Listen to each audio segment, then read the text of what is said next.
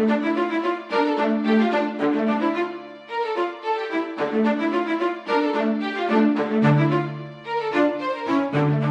दोस्तों।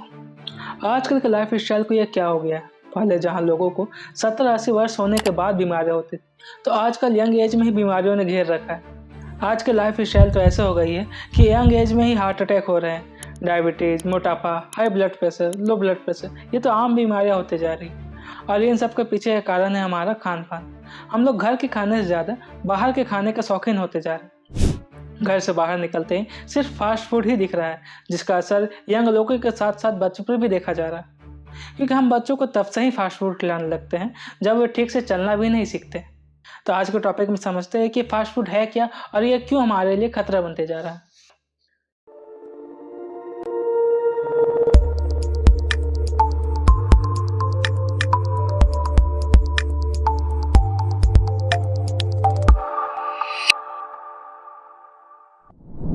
खाना, ये शब्द सुनते ही हमारे आसपास कई तरह के पकवान घूमने लगते हैं, लेकिन ये खाना वास्तव में है क्या? फूड एक सोर्स है एनर्जी का, एक ऐसा एनर्जी जिसका ज़रूरत हमें जीवित रहने के लिए होती है।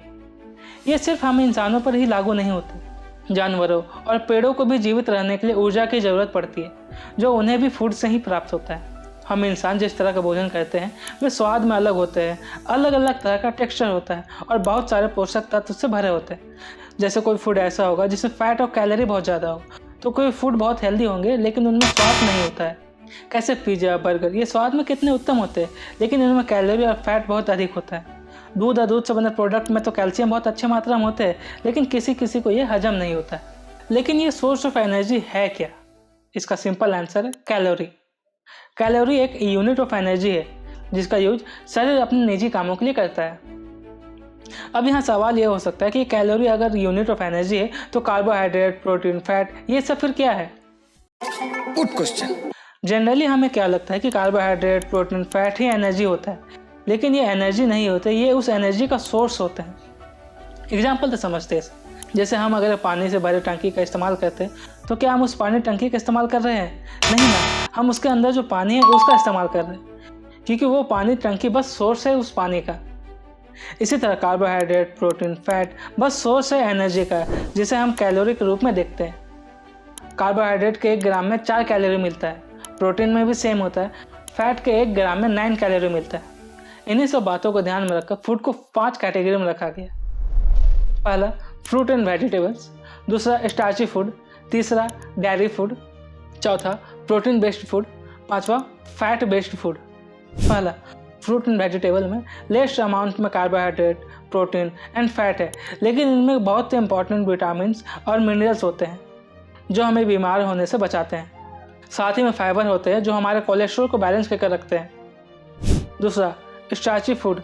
स्टार्ची फूड बेसिकली कार्बोहाइड्रेट वाले फूड को ही बोल सकते हैं, जिसमें कार्बोहाइड्रेट अधिक मात्रा में पाया जाता है, उन्हें हम स्टार्ची फूड कैटेगरी में रखते हैं, क्योंकि ये फूड बहुत जल्दी डाइजेस्ट होकर एनर्जी में बदल जाते हैं, जैसे potato, bread, rice and many more. तीसरा dairy food. Dairy food basically milk और मिल्क से बने प्रोडक्ट से रिलेटेड होते हैं, जिनमें रिच अमाउंट ऑफ कैल्शियम होता है जो बोन को हेल्दी और स्ट्रॉन्ग बनाता है। चौथा प्रोटीन बेस्ड फूड। इस कैटेगरी में उन फूड को रखा गया है जिसमें रिच अमाउंट ऑफ प्रोटीन होता है, जैसे fish, egg, meat and etc। Fat based food. इसमें उन फूड को शामिल किया गया जिसमें हेल्दी और अनसैचुरेटेड फैट होता है, जैसे vegetable oils and dry food. Healthy fat भी कोलेस्ट्रॉल को लो रखने और हार्ट डिजीज के रिस्क को कम करने में हेल्प करता है। अब ये जितने भी फूड टाइप है ये आते हैं हेल्दी फूड के कैटेगरी में। अब इन्हें खाकर कोई व्यक्ति बीमार हो नहीं सकता। इन्हें खाने से इंसान हेल्दी रहता है और लंबे समय तक जीवित रहता है। तो वो क्या है जिसे खाकर व्यक्ति की आयु लंबी होने के बजाय कम होते जा रही है?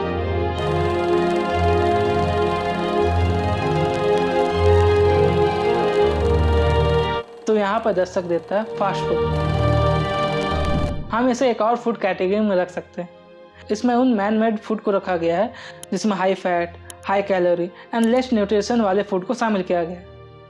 सिंपल लैंग्वेज में फास्ट फूड या जंक फूड का मतलब होता है ऐसा खाना जिसमें हाई शुगर हो, सैचुरेटेड या ट्रांस फैट हो, हाई कैलोरी हो।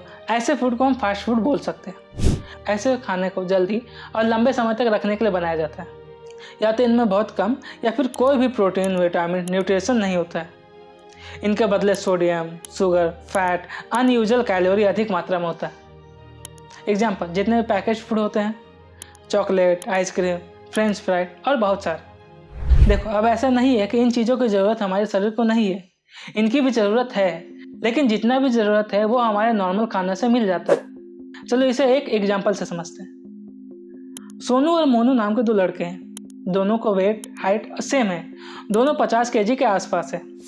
एक दिन दोनों डिसाइड किया कि वे अपना वेट गेन करेंगे। सोनू मोनू शुरू से ही हेल्दी फूड खाया करते थे, लेकिन मोनू को कहीं से फास्ट फूड खाने की आदत लग जाती, क्योंकि दोनों ने डिसीजन ले लिया था कि वे वेट गेन करेंगे। तो उन दोनों को किसी ने बताया कि वेट गेन करने के लिए हमें हाई कैलोरी में खाना खाना होता है। दोनों अपने अपने तरीके से खाना खाने लगते हैं। सोनू हेल्दी फूड से अपना कैलोरी कंप्लीट करता, तो वहीं मोनू हेल्दी फूड से ज़्यादा फास्ट फूड से अपना कैलोरी कंप्लीट करता। कुछ महीने बाद मोनू सोनू से ज़्यादा वेट गेन कर लिया था, लेकिन मोनू वेट के साथ साथ कुछ और भी गेन किया था, वो थी बीमारियाँ। इसी तरह भारत में मोटापा, मधुमेह और तरह तरह की बीमारियाँ बढ़ती जा रही है। वर्तमान में 4 लोगों में से एक व्यक्ति इससे ज़रूर प्रभावित है। इस तरह की बीमारियों के पीछे का प्रमुख कारण है जंक फूड की बढ़ती खपत। एक अध्ययन जो कांतार वर्ल्ड पैनल डिवीजन ने किया था, उन्होंने पाया कि भारत के 3/4 शहरी परिवार 2013 से 2016 के बीच हर दिन कम से कम 10 से अधिक प्रोसेस्ड फूड खरीदते थे। 2019 में ये 38% थी, जो बढ़कर 2023 में 47% हो गई। लेकिन ये फास्ट फूड इतना बिग कैसे रहा? इसका जवाब आपके पास है। कैसे? मैं समझाता हूँ। आप लोग अपने आसपास नोटिस किए होंगे कि लोग काम के सिलसिले में अपने घर से कहीं दूर शहर में शिफ्ट हो गए हैं। अगर आप शहर में हैं तो आप पाओगे कि कई लोग वहाँ पे शिफ्ट होते जा रहे हैं। वे शिफ्ट होने के बाद अपने काम में इतने व्यस्त हो जाते हैं कि वे अपने खान पान पर सही तरीके से ध्यान दे ही नहीं पाते, जिसके कारण वे बाहर के खाना खाना स्टार्ट कर देते हैं। लंबे समय तक बाहर के खाना खाने से लोग सिर्फ बीमार होते हैं। पिछले कई दशकों में कई वैज्ञानिक अध्ययनों ने जंक फूड को पुरानी बीमारियों की बढ़ती संख्या से जोड़ा है। जंक फूड, फास्ट फूड और अल्ट्रा प्रोसेस्ड फूड की अत्यधिक सेवन से व्यक्तियों में मोटापा, type 2 diabetes, heart disease, stroke और डिप्रेशन का खतरा बढ़ते जा रहा है।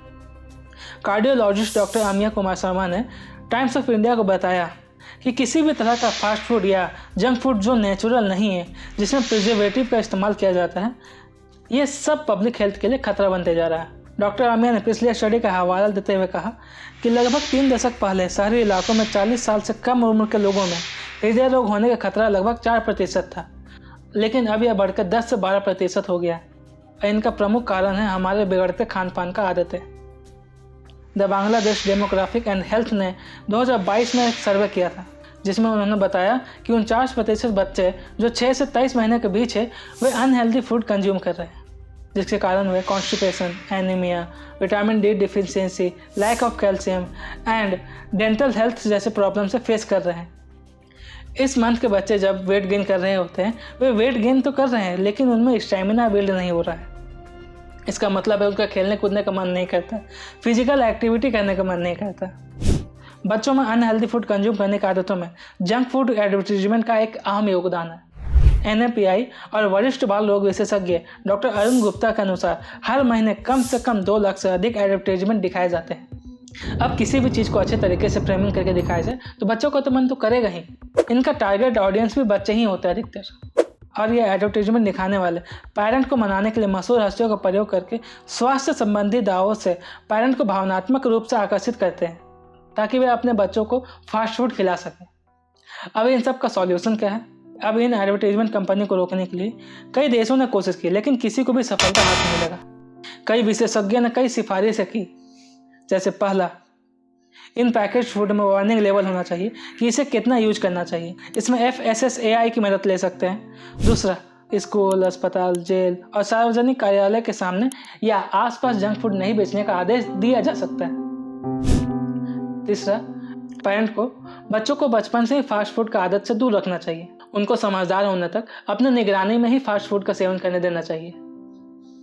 अब ऐसा नहीं कि मैं फास्ट फूड के बिल्कुल खिलाफ हूँ, बस मैं इतना चाहता हूँ कि आप सभी इस बात को समझें कि क्या चीज़ गलत है और क्या चीज़ सही। हर चीज़ एक लिमिट में ही अच्छी लगती है। अगर आपको इस वीडियो से कुछ भी इन्फॉर्मेशन मिला हो तो इस वीडियो को लाइक करके सब्सक्राइब जरूर कर दें, इससे मेरी बहुत हेल्प होगी। अगर आपको ये वीडियो अच्छा लगा हो तो ऊपर आ रहे ये वीडियो भी आपको ज़रूर अच्छा लगेगा। इसमें मैंने समुद्र के बारे में और इसमें छिपे रहस्य के बारे में बात किया है। धन्यवाद।